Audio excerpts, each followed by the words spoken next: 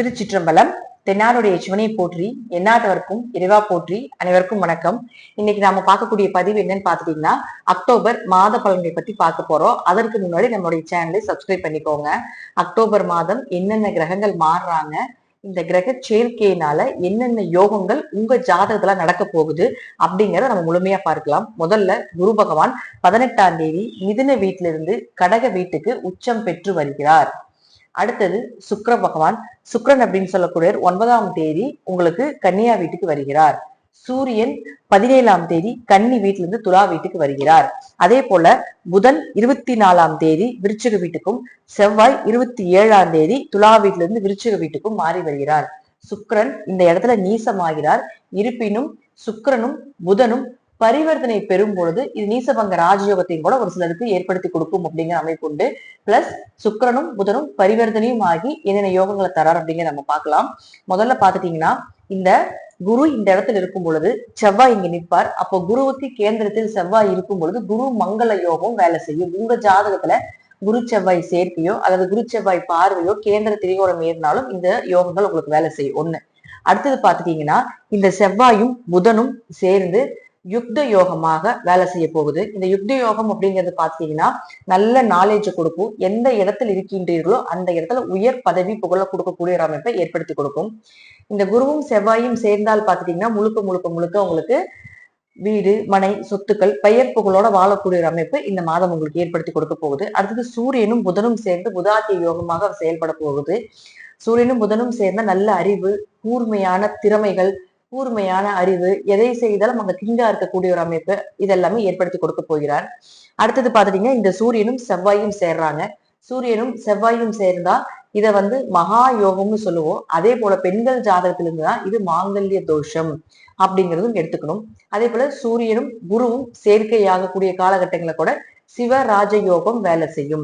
சிவராஜ யோகம் அப்படிங்கிறது பாத்தீங்கன்னா, கோவில் கட்டுறது, உயர் புகழ் பதவி கிடைப்பது, இதெல்லாமே இந்த கிரகங்களுடைய சேர்க்கையினால நடக்கக்கூடிய பலன்கள். இந்த மாதம் இதெல்லாமே உங்க ஜாதகத்தில் இருந்ததுன்னா இன்னும் கூடுதலாக யோகங்கள் வேலை செய்வதற்கான அமைப்பு உண்டு. இப்போ ஒவ்வொரு ஜாதக ரீதியாகவும் ஒவ்வொரு ராசி ரீதியாகவும் நம்ம எப்படி இருக்கும் அப்படிங்கிற நம்ம முழுமையா பார்க்கலாம். மிதுன ராசிக்குண்டான அக்டோபர் மாதத்தை பத்தி பார்க்கலாம். மிதுன ராசியை பொறுத்த வரைக்கும் பாத்துட்டீங்கன்னா, ரொம்ப யோகமான மாதம். உங்களை ஆளக்கூடியவர் புதன். புதன் அப்படின்னு சொல்லக்கூடியவர் லக்னத்துக்கு, அதாவது உங்க ராசிக்கு 5ஆம் வீட்டுல இருக்கிறார். எப்பவுமே ஒரு ஜாதகத்துல பாத்துட்டீங்கன்னா, எவ்வளவு கிரகங்கள் வலிமை இழந்தாலும் ராசி அதிபதியோ லக்னாதிபதியோ வலு பெற்று விட்டால் அந்த ஜாதகர் எப்படியும் ஜெயிச்சிருவார். அப்ப இந்த மாசம் பாத்துட்டீங்கன்னா, 1 மற்றும் 4ஆம் அதிபதியான புதன் உங்களுக்கு 5ஆம் இடம்னு சொல்லக்கூடிய அதிர்ஷ்டம் தரக்கூடிய இடத்துல இருக்கார். அப்ப கண்டிப்பாக அதிர்ஷ்டங்கள் பெருகும். விபரீத ராஜயோகங்கள் ஏற்படுத்தி கொடுப்பார். ஆரோக்கியம் நல்லா இருக்கும். உங்களுடைய தாயினுடைய ஆரோக்கியம் நல்லா இருக்கும். ஒரு பெயர் புகழ் மதிப்பு இதெல்லாம் கிடைப்பதற்குண்டான வாய்ப்புகள் உண்டு. ஏன்னா உங்க ராசிக்குள்ள குரு இருக்கிறதுனால கெட்ட நபர்களுடைய தொடர்புகள் ஏதாவது விளக்கி இருப்பார்.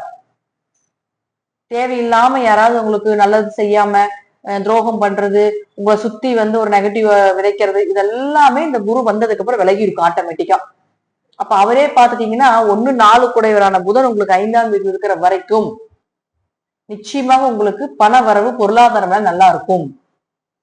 ஏதாவது ஒரு வழியில செல்வ செழிப்பு வந்து கொண்டே இருக்கும்.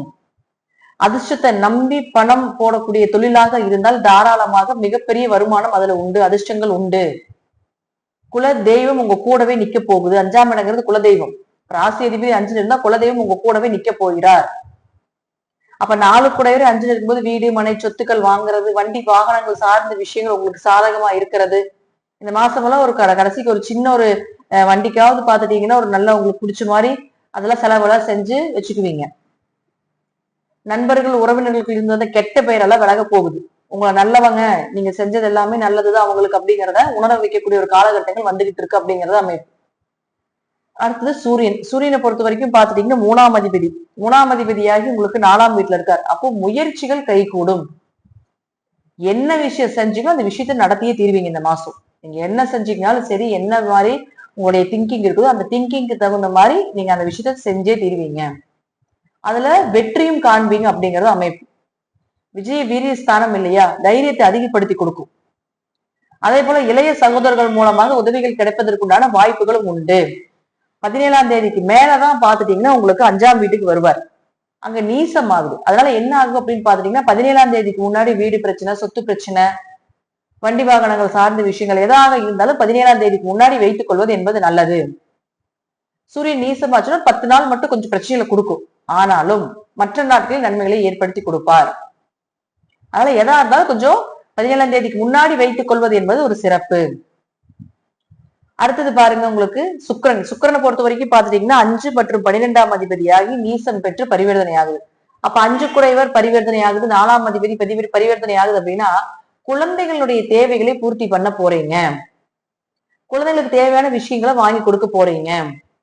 குழந்தைகளுக்கு சுப நிகழ்ச்சிகள் நடக்க போகுது. இந்த மாசம் வீட்டுல ஒரு சுப நிகழ்ச்சிகள் நடக்க போகுது, சுப விரயங்கள் நடக்க போகுது. அப்ப அவரே 12ஆம் அதிபதியும் ஆகிறதுனால முழுக்க முழுக்க பாத்துட்டீங்கன்னா 12ஆம் இடம் அப்படிங்கிறது வெளிநாடு வெளியூர் பயணம், நல்ல தூக்கம் வரப்போகுது. ஃபர்ஸ்ட் தூக்கம் தான், நல்ல தூக்கம் வரப்போகுது. பயணங்கள் அருமையா இருக்க போகுது. பயணம் சார்ந்த விஷயங்கள் எல்லாமே உங்களுக்கு சக்சஸ் ஆக போகுது. 12ஆம் இடங்கிறது கணவன் மனைவி அந்யூன்யம், சண்டை சச்சரவு பிரச்சனைகள் இருந்தாலும் கூட இந்த காலகட்டங்கள்ல கொஞ்சம் அந்யூன்யமா வாழக்கூடிய அமைப்பு நிச்சயமாக ஏற்படுத்தி கொடுப்பார். அடுத்தது செவ்வாயை பொறுத்த வரைக்கும் பாத்தீங்கன்னா 6 மற்றும் 11ஆம் அதிபதியாகி உங்களுக்கு 5ஆம் வீட்டிலேயே நிக்குது. அப்ப 6 கூடையவர் 5ஆம் வீட்டில் இருந்தால் கடன் பிரச்சனை விலக போகுது. நோய் ஏதாவது இருந்ததுன்னா அது விலகிறதுக்கு உண்டான வாய்ப்புகளை ஏற்படுத்தி கொடுக்க போகிறார். ஏன்னா புதனோட சேர்ந்த செவ்வாய் அப்படிங்கிறது பினான்சியல் லெவல் அதிகப்படுத்த போகுது. அப்ப கண்டிப்பா அந்த கடன் எல்லாம் அடைக்கிறதுக்கு உண்டான வாய்ப்புகளும், ஏன்னா லாபசனாதிபதியாக இருக்கிறால் லாபம் எல்லாமே உங்களுக்கு பெரும் லாபமும் வரப்போகுது. ஒரு 10,000 எதிர்பார்த்துட்டு இருக்கீங்க, ஒரு 15,000 20,000 வர்றதுக்கு உண்டான வாய்ப்புகள் எல்லாமே உண்டு.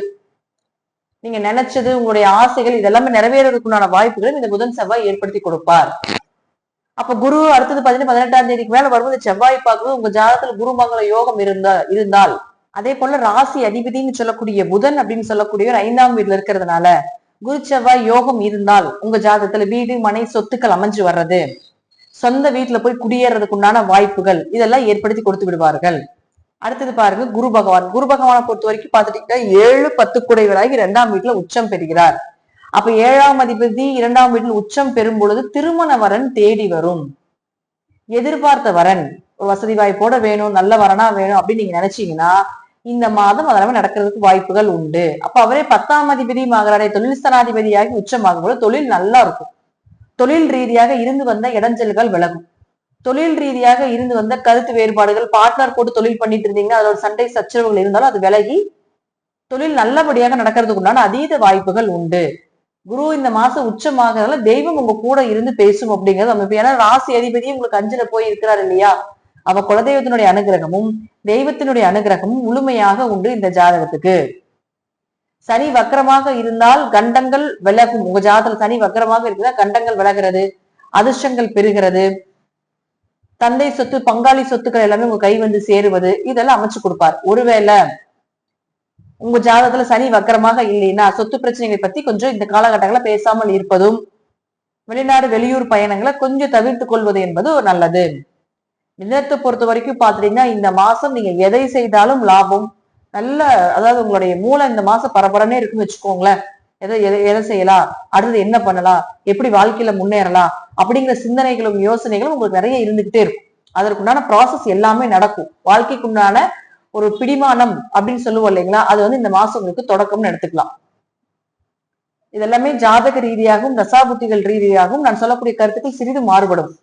நன்றி. மீண்டும் நல்ல பதிவில் சந்திக்கலாம். திருச்சிற்றம்பலம், தில்லையம்பலம், ஸ்ரீ நரசிம்ம திருவிழி சரணம்.